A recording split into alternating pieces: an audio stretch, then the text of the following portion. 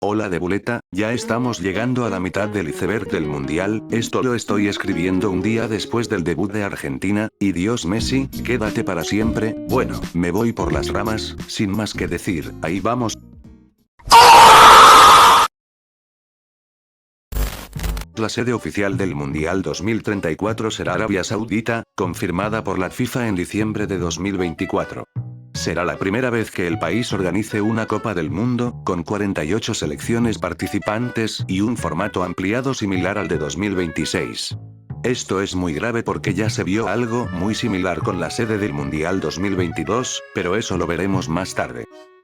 La apuesta de Media World, ahora conocida como MediaMarkt, ocurrió en 2006 en Italia, durante el Mundial de Fútbol. Lanzaron una promoción llamada Tifa Italia e Vinci, que en italiano es Apoya a Italia y gana, donde dijeron que el 100% del dinero gastado en televisores sería devuelto si la selección italiana ganaba el campeonato. Si saben de fútbol, entonces saben lo que pasó. Media World tuvo pérdidas millonarias hasta casi llegar a la quiebra. Yugoslavia clasificó al Mundial 1990 con un contexto político donde se estaba por dividir en Serbia y Montenegro. Esto hizo que el seleccionado que representó a esta nación no solo no se sentía como yugoslavos, sino que estaban divididos en dos naciones. Como he mencionado antes, la Copa Jules Rimet es el trofeo original de la Copa del Mundo antes de que fuera robada, sí, como lo escucharon. Fue creada en 1930 por el escultor Abel Lafleur, hecha de plata esterlina bañada en oro con una base de lapislázuli. Medía unos 30 centímetros y pesaba 3,8 kilogramos. La FIFA estableció que el primer país en ganar 3 mundiales se quedaría con ella en propiedad, lo que Brasil logró en 1970.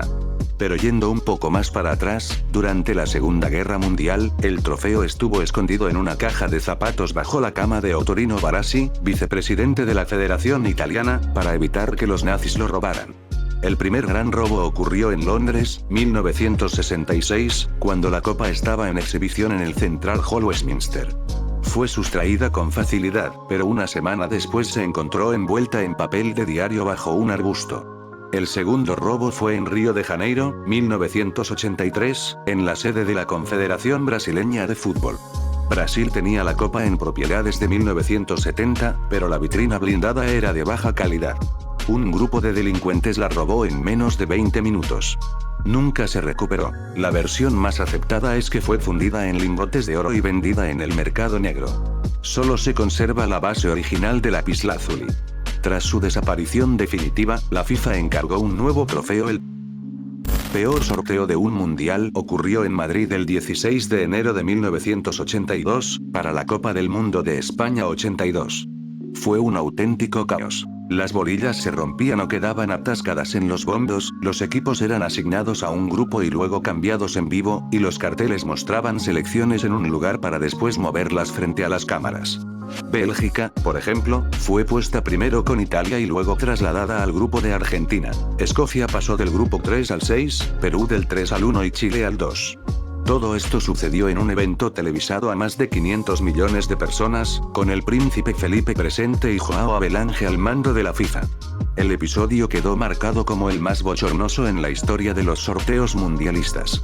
La consecuencia fue que la FIFA decidió modernizar y profesionalizar los sorteos posteriores, ensayando previamente y usando sistemas más controlados para evitar improvisaciones. La brujería de Australia fue un episodio de 1969, cuando la selección australiana contrató a un brujo africano para intentar clasificarse al Mundial de 1970. Según la leyenda, los rituales funcionaron y el equipo avanzó, pero al negarse a pagarle, el brujo lanzó una maldición que afectó a Australia durante décadas. ¿Ustedes creen en esto? Déjelo bajo, por favor interactúen con el video, me muero de hambre. La participación de Zaire en el Mundial de Alemania 1974 fue histórica por ser la primera selección del África subsahariana en disputar una Copa del Mundo, impulsada por el dictador Mobutu Sese Seko como símbolo de orgullo nacional. El equipo, dirigido por el yugoslavo Blagoje Vidini, venía de ganar la Copa Africana de Naciones en 1968 y 1974, pero en el Mundial sufrió una campaña desastrosa por su bajo nivel y nula experiencia futbolística. Alexandre Villaplane nació el 12 de septiembre de 1905 en Argel, Argelia, y fue un mediocampista francés que llegó a ser capitán de la selección en el primer Mundial de la historia, Uruguay 1930, y acumuló 25 partidos internacionales. Estuvo implicado en un escándalo de amaño de partidos y más tarde en fraudes relacionados con carreras de caballos, lo que marcó el fin de su carrera deportiva. Tras dejar el fútbol, se involucró en actividades criminales en París, como contrabando y mercado negro. Durante la ocupación alemana en la Segunda Guerra Mundial, se unió a la Karlinge, la Gestapo francesa, participando en extorsiones contra judíos y en operaciones represivas contra la resistencia. Se le atribuyen al menos 10 asesinatos y su participación en masacres como la de Oradour-sur-Glane en 1944. Fue arrestado ese mismo año, juzgado por traición y crímenes de guerra, y ejecutado por fusilamiento el 27 de diciembre de 1944 en el fuerte de Montreuil, Arcueil, Francia. La Segunda Guerra Mundial ha sido el evento histórico más grave en la historia de la humanidad, partiendo el mundo en varias ideas e ideologías con la que se justificaban actos horrorosos en todo el mundo. Todo esto generó que esta competición parara durante estos años. La celebración de Bebeto es una de las más icónicas en la historia de los mundiales. Ocurrió el 9 de julio de 1994, en el partido de cuartos de final entre Brasil y Países Bajos en el Mundial de Estados Unidos. Bebeto marcó el segundo gol de Brasil, terminaron ganando 3-2, y corrió hacia la banda haciendo un gesto de acunar a un bebé en sus brazos. La celebración fue acompañada por Romario y Mazzino, que imitaron el gesto. El tiki-taka es un estilo de juego de fútbol basado en la posesión, los pases cortos y el movimiento constante, popularizado por el FC Barcelona y la selección española entre 2008 y 2012, con Pep Guardiola y Vicente del Bosque como grandes referentes. La selección española que usó este estilo de juego se consagró campeón de un mundial y 2 Eurocopas consecutivamente, es la única selección que logró este hito.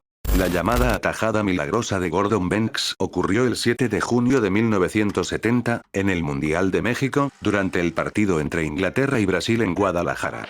Jairzinho envió un centro perfecto y Pelé conectó un cabezazo potente y preciso que parecía imposible de detener. Banks, arquero inglés campeón del mundo en 1966, se lanzó hacia su derecha y con una reacción increíble logró desviar la pelota por encima del travesaño. Pelé ya estaba celebrando el gol cuando Banks apareció con esa estirada espectacular. El árbitro sancionó saque de esquina y la jugada quedó inmortalizada como una de las mejores atajadas de la historia de los mundiales. El partido terminó 1-0 a favor de Brasil con gol de Jairzinho, pero la acción de Banks fue el momento más recordado. El Mundial de 2018 fue dirigido por Rusia, lo que no tendría nada de malo, pero si sabes de los dopajes con sustancias prohibidas que tuvo durante el período de 2011 y 2015, las sanciones que se le dieron fueron ignoradas por la FIFA al darle la sede al país euroasiático. Los magiares poderosos fueron la legendaria selección de Hungría de los años 50, considerada una de las mejores de la historia del fútbol. Liderados por Ferenc Puskás, junto a figuras como Sándor Kocsis, Zoltán Csibor y Nándor Hidegkuti, revolucionaron el juego con un estilo ofensivo, dinámico y tácticamente innovador. Entre 1950 y 1954, estuvieron 31 partidos invictos, ganaron el oro olímpico en Helsinki 1952 y protagonizaron la histórica victoria 6-3 sobre Inglaterra en Wembley en 1953, que marcó un antes y un después en el fútbol mundial. En el Mundial de 1954 en Suiza llegaron a la final, pero perdieron sorpresivamente contra Alemania Federal por 3-2, en lo que se conoce como el Milagro de Berna. El partido Argentina vs Perú en el Mundial de 1978 es uno de los más recordados y polémicos de la historia. Se jugó el 21 de junio de 1978 en Rosario, en la segunda fase del torneo. Argentina necesitaba ganar por una diferencia de al menos 4 goles para superar a Brasil y llegar a la final. Contra todo pronóstico, la selección argentina goleó a Perú por 6-0, con tantos de Kempes y Tarantini en el primer tiempo, y luego 4 más en la segunda parte. Ese resultado permitió que Argentina clasificara a la final, donde venció a Holanda 3-1 en tiempo suplementario y consiguió su primer título mundial. Sin embargo, el partido quedó marcado por la controversia. Perú había mostrado buen nivel en la primera fase y la magnitud de la derrota levantó sospechas. Con el tiempo surgieron versiones sobre presiones políticas de la dictadura argentina, posibles acuerdos económicos o incluso gestos diplomáticos como el envío de granos y créditos a Perú. Algunos jugadores peruanos declararon años después que el ambiente fue extraño, aunque nunca se probó oficialmente un arreglo. El escándalo del agua bendita ocurrió en el Mundial de Italia 1990, en el partido de octavos de final entre Argentina y Brasil. El lateral brasileño Branco bebió de una botella que contenía un somnífero, lo que generó mareos y polémica. Años después se confirmó que la sustancia era rohypnol y que la maniobra habría sido ideada por el cuerpo técnico argentino. El gesto de Bellini levantando el trofeo Jules Rimet es uno de los momentos más icónicos de la historia de los mundiales.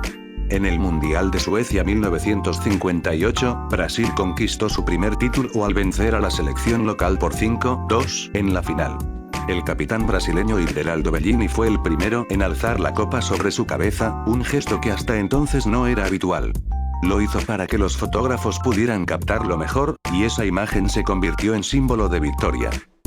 Mário Zagallo fue una leyenda del fútbol brasileño y mundial. Único en ganar 4 copas del mundo, 2 como jugador, una como entrenador y otra como asistente.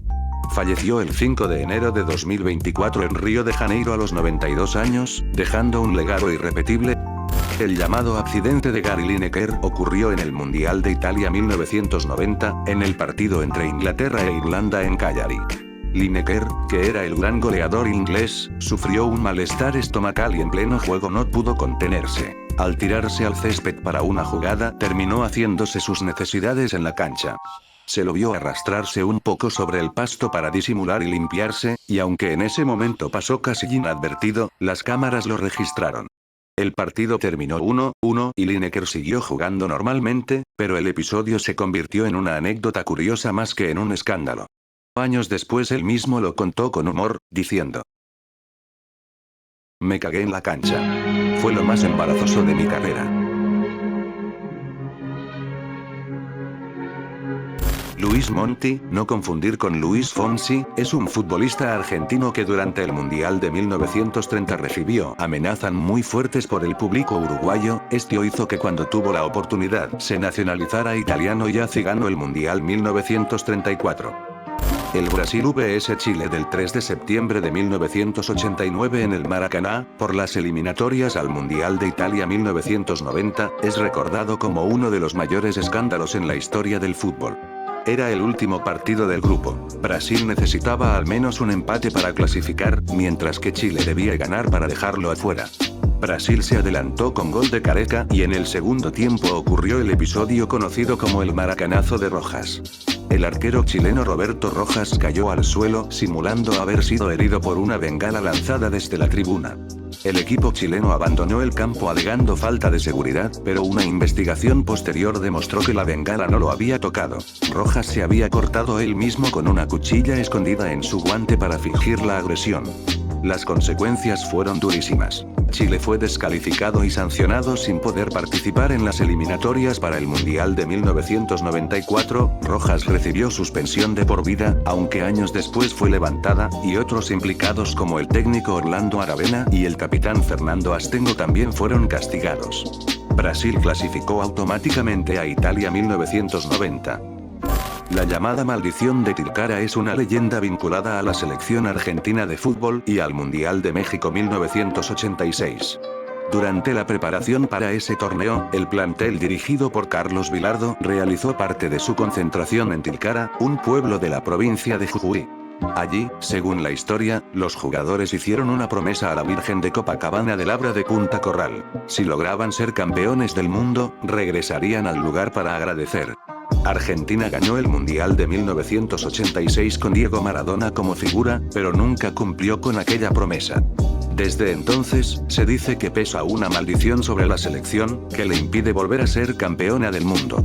La leyenda se alimentó porque Argentina perdió las finales de 1990, 2014 y varias Copas América, siempre quedando cerca pero sin lograr el título. Con el paso de los años, algunos protagonistas como Oscar Ruggeri y Sergio Batista reconocieron que la promesa existió, aunque otros la relativizaron. En 2018, un grupo de exjugadores viajó a Tilcara para intentar levantar la maldición, pero la historia siguió viva en el imaginario popular. Finalmente, en Qatar 2022, Argentina rompió esa racha y volvió a ser campeona del mundo con Lionel Messi como líder, lo que muchos interpretaron como el fin de la supuesta maldición. Joe Gaetjens es recordado no solo por su histórico gol con Estados Unidos contra Inglaterra en el Mundial de 1950, sino también por el destino trágico y polémico de su vida. Después de su carrera futbolística en Haití, Estados Unidos y Francia, regresó a su país natal. Allí, en plena dictadura de François Duvalier, Papa Doc se convirtió en una figura incómoda. Aunque no era un político activo, su familia estaba vinculada a sectores opositores al régimen.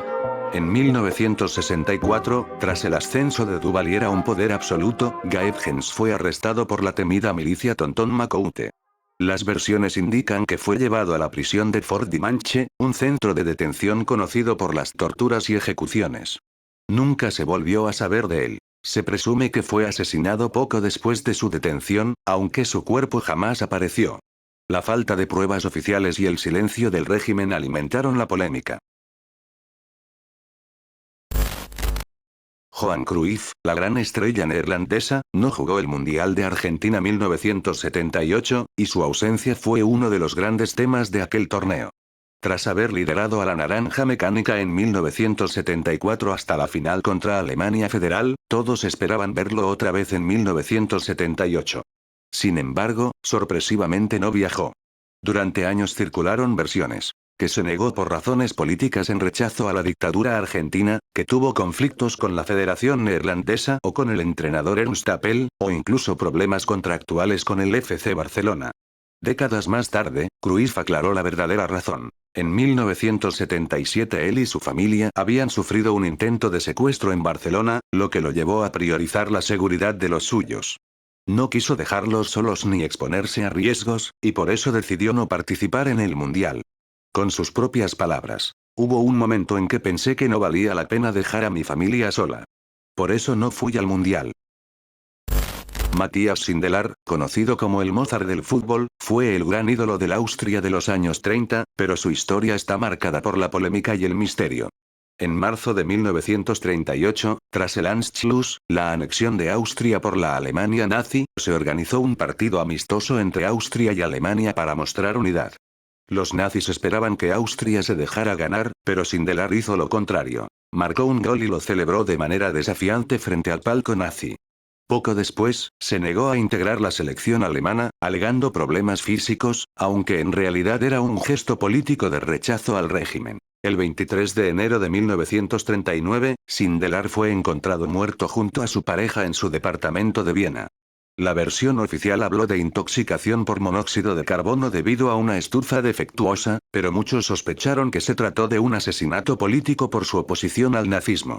Su cuerpo nunca fue exhumado y las circunstancias jamás se aclararon, lo que alimentó la leyenda. ¿Eso ha sido todo?